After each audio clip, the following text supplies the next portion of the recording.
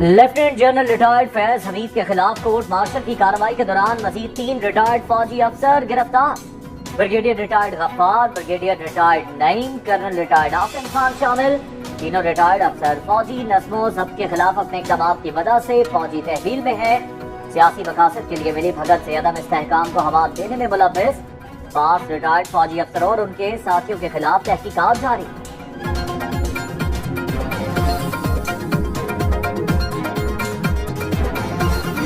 حکومت فوج کے خود احتسابی کے اقدام کی مکمل حمایت کرتی ہے۔ گرفتاریوں کا سلسلہ ایک ادارے تک محدود نہیں رہے گا۔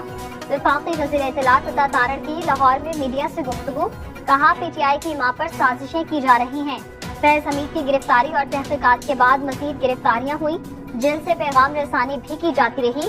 کسی کے ساتھ رعایت نہیں برتی جانی چاہیے، عوام کو بجلی کے بلوں میں ریلیف دیں گے۔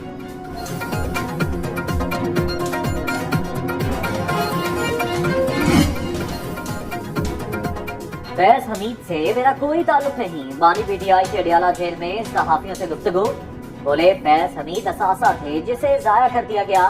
فوج فیض سے تفتیش کر رہی ہے، یہ ان کا اندرونی معاملہ ہے، احتساب سب کا ہونا چاہیے۔ نواز شریف اور شہباز شریف کے کہنے پر فیض حمید کو ہٹایا گیا۔ جنرل فیض حمید کو ہٹانے پر میری جنرل باجوہ سے سخت تلخ کلامی ہوئی۔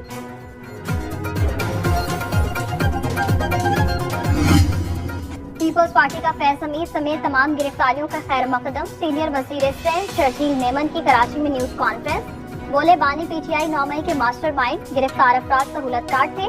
عدم استحکام پیدا کرنے کی سازش کا مقصد بانی پی ٹی آئی کو ریلیف دلوانا تھا۔ ثاقب نثار بھی تحریک انصاف کو عدالتوں سے ریلیف دلانے کے لیے سہولت کاری کر رہے ہیں۔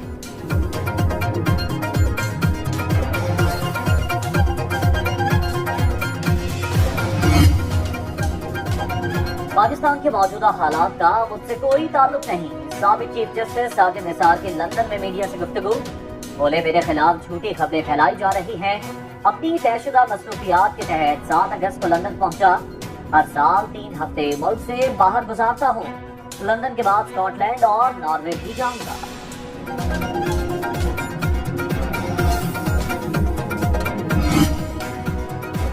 بانی پی ٹی آئی کی سہولت کاری کے الزام میں 2 افراد گرفتار، زیر حراست افراد میں جیل اسسٹنٹ نظام، سابق ڈپٹی سپرنٹینڈنٹ ظفر شامل۔ سابق ڈپٹی سپرنٹینڈنٹ اڈیالہ جیل محمد اکرام سے حاصل معلومات کے بعد مزید 6 جیل ملازمین سے پوچھ گچھ کی جائے گی۔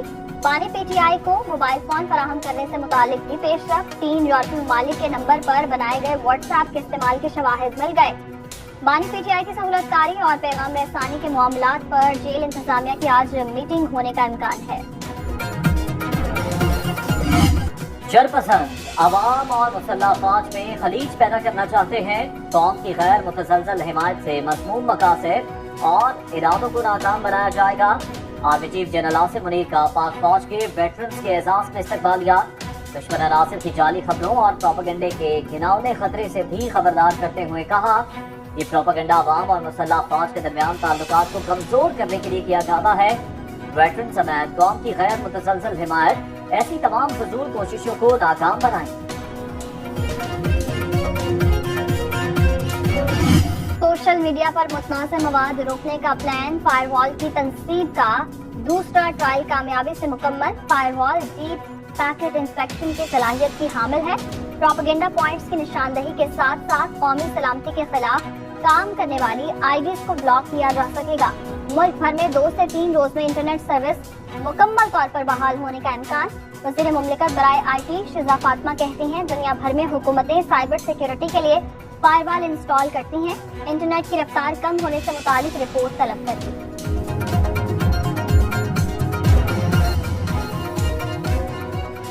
لاہور ہائی کورٹ میں انٹرنیٹ کی بندش کے خلاف کیس کی سماعت آج ہوگی۔ جسٹس شکیل احمد کیس سنیں گے۔ درخواست میں وفاقی حکومت اور پی ٹی اے کو فریق بنایا گیا ہے۔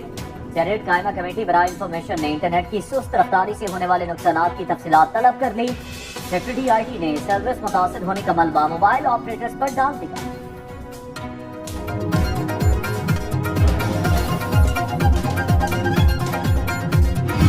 جنرل باجوہ کے معاملے پر خواجہ آصف اور ملک احمد خان آمنے سامنے۔ اسپیکر پنجاب اسمبلی نے کہا، جنرل باجوہ نے کئی بار کہا وہ توسیع نہیں چاہتے، مناسب ہوتا خواجہ آصف انٹرویو میں ان باتوں کو مد نظر رکھتے جنرل باجوہ سے دوستانہ تعلقات تھے اور ہیں، سیاسی لین دین نہیں تھا۔ خواجہ آصف نے کہا اسپیکر پنجاب اسمبلی میرے چھوٹے بھائی اور بیٹے ہیں۔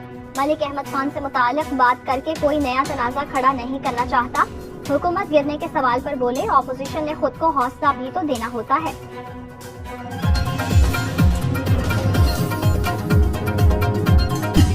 خواجہ آصف برائے نام وزیر دفاع، انہیں کوئی پوچھتا بھی نہیں۔ اپوزیشن لیڈر عمر ایوب کہتے ہیں خواجہ آصف کو کسی بات کا نہیں پتا، انہیں جی ایچ کیو کے پاس بھی جانے نہیں دیا جاتا۔ شبلی فراز نے کہا ہماری بانی پی ٹی آئی سے طے شدہ ملاقات نہیں ہونے دی گئی۔ جیل سپرنٹینڈنٹ اور ڈپٹی سپرنٹینڈنٹ نے دھمکیاں دی، ہمیں کہا گیا سیاسی گفتگو ہوئی تو قانون اپنا راستہ خود بنائے گا۔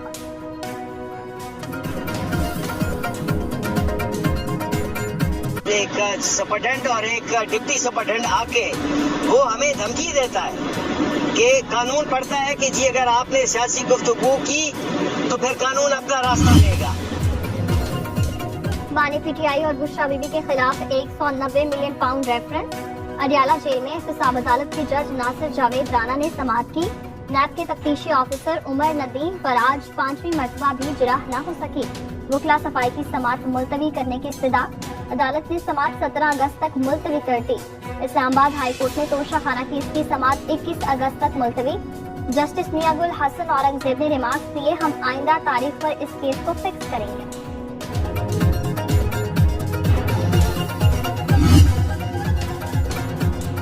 سیکرٹری کابینہ نے بھائی کو بچانے کے لیے الزام وزیر اعظم پر عائد کر دیا۔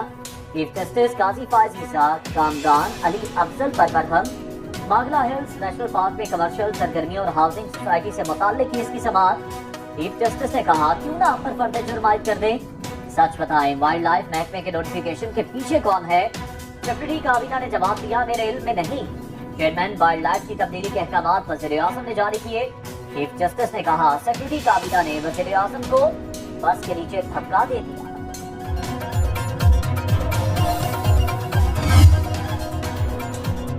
پاک سرزمین کو دہشت گردی سے پاک کرنے کا مشن، سیکورٹی فورسز کی قرم ایجنسی میں کارروائی۔ فتنہ خوارج کے 7 دہشت گرد جہنم واصل، 5 زخمی۔ آئی ایس پی آر کے مطابق خلاف خوارج سیکورٹی فورسز اور معصوم شہریوں کے خلاف متعدد کارروائیوں میں ملوث تھے۔ بھاری مقدار میں اسلحہ اور گولہ بارود برآمد۔ سیکورٹی فورسز ملک سے دہشت گردی کی لعنت کو ختم کرنے کے لیے پرعزم۔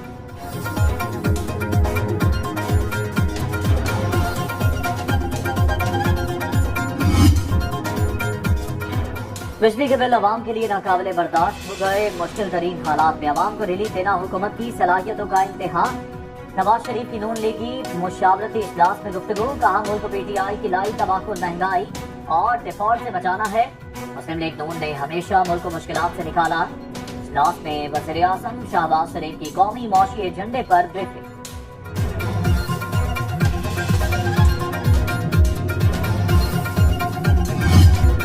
خیبر پختونخوا حکومت کا غریب گھرانوں کے لیے اہم اقدام، 1,30,000 گھرانے سولرائزیشن اسکیم میں شامل۔ منصوبے کے ماڈل ڈیزائن اور آن لائن اپلیکیشن کا افتتاح کر دیا گیا۔ ضم شدہ اضلاع کے 30,000 گھروں کے لیے الگ سولر اسکیم دینے کا فیصلہ، پسماندہ اور گرم ترین علاقوں کو ترجیح دی جائے گی۔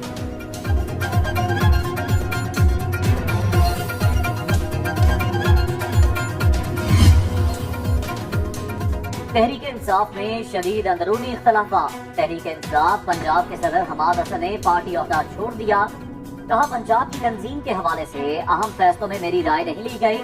پی ٹی آئی لاہور کے صدر اصغر گجر اور سیکرٹری جنرل ذیشان رشید بھی مستعفی۔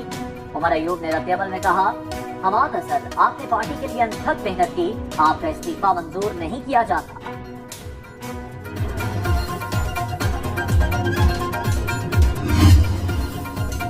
پی ٹی آئی رہنما ڈاکٹر شاہد صدیق قتل کیس میں اہم پیش رفت، پولیس نے کرائے کے قاتل شہریار اور اس کے ساتھی کو گرفتار کر لیا۔ مقتول کے بیٹے نے 6 کروڑ روپے میں والد کے قتل کی ڈیل کی، 16,75,000 روپے ایڈوانس ادائیگی کی۔ مقدمہ مقتول کے دوسرے بیٹے کی مدعیت میں درج کیا گیا۔